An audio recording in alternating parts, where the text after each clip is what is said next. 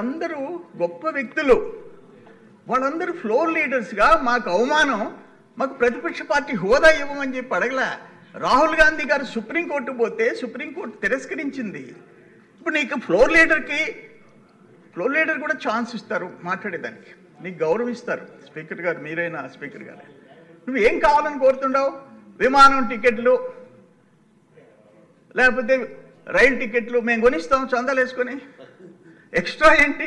విమానం టికెట్లు ఫ్రీ, రైలు టికెట్లు ఫ్రీ, కారుకి డీజిల్ ఫ్రీ, కారుకి అలవెన్సు, నీ పిఏ నీ బంటు వాడికి కూడా మేమే ఇస్తాం జీతాలు.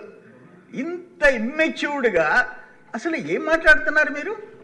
11 మంది సభ్యులుంటే శాసనసభకు రామంటే ఆ నియోజకవర్గాల్లో ఆ ప్రజలకి ప్రాతినిధ్యం వహించే శాసనసభలు ఎన్నికల్లో గెలిచి మేము శాసనసభకే బాగుంటుంది. శాసనసభ అంటే చట్టాలు చేసే సభ. ఆ ప్రజలకి ప్రతినిధిగా మీ వాయిస్ ఇక్కడ వినిపించాలా? అటువంటిది రామన్నప్పుడు నిజంగా మీకు పద్ధతి ఉంటే రిజైన్ చేసేసి అలా ఉప ఎన్నికలు ఎదుర్కోవాలి. ఉప ఎన్నికలు ఎదుర్కొంటే ఆ పులివెందలు కూడా రాదని ఒక భయం. 60 రోజులకు ఒకసారి సంతకం పెట్టిపోతాం.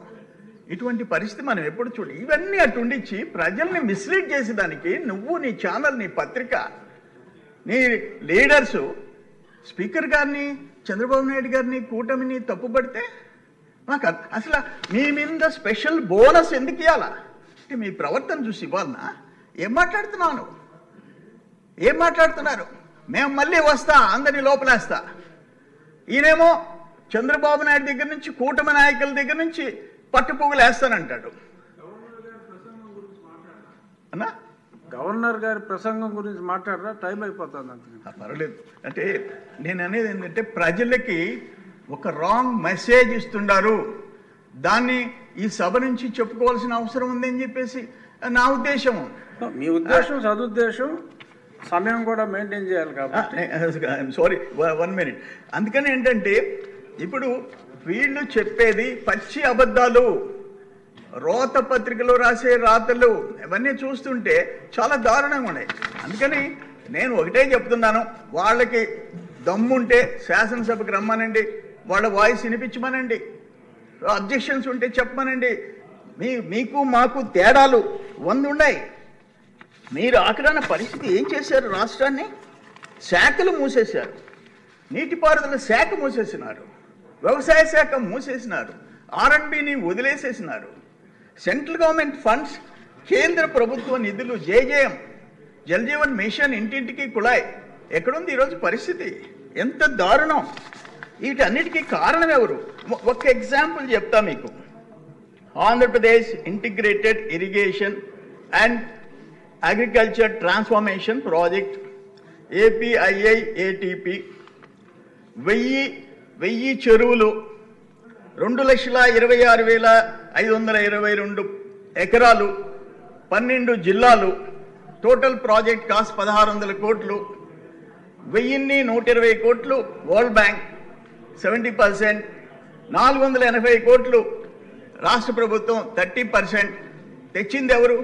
18-19లో తెలుగుదేశం ప్రభుత్వం, 18-19లో 7 ఇయర్స్లో కంప్లీట్ కావాలా, 2018-19 నుంచి 2024-25 కంప్లీట్ కావాలా? ఏమైపోయింది? ఆగ్రహణ కారణం వాళ్ళది డబ్బులు లేవు. Due to fiscal stress on the state, the project cost is down size to 720 crores, which covers only 536 tanks. 1000 చెరువుల్ని 536 చెరువులకి తగ్గించి 1,600 కోట్లని 720 కోట్లకి తగ్గించి 2,26,552 ఎకరాల ఆయకట్టుని, స్టెబిలైజేషన్ని 1,40,000కి తగ్గించి ఏంటి నీకు 7 ఇయర్స్లో 70% వరల్డ్ బ్యాంక్ ఇస్తుంటే తెలుగుదేశం టైంలో చంద్రబాబు నాయుడు గారు ముఖ్యమంత్రిగా శాంక్షన్ చేయించిపోతే నువ్వు చేతులెత్తేసి దాన్ని కట్ చేసేసి <50% కట్ చేసి పారేసేసి 1,600 కోట్లని 720 కోట్లకి తగ్గించేసి ఏం సమాధానం చెప్తామండి? ఇది ఒక్కటి కాదు నేను చెప్పేది. AIBP, NDB, new development bank, NDB, AIIB, Asian infrastructure investment bank, AP నేను చెప్పాను already integrated irrigation of agriculture transformation project. వీటన్నిటినీ నేను నేను బటన్ నొక్కుతాను. Micro irrigation 60% central government, drip and sprinklers, బిందు తుంపర్ల సేద్యం.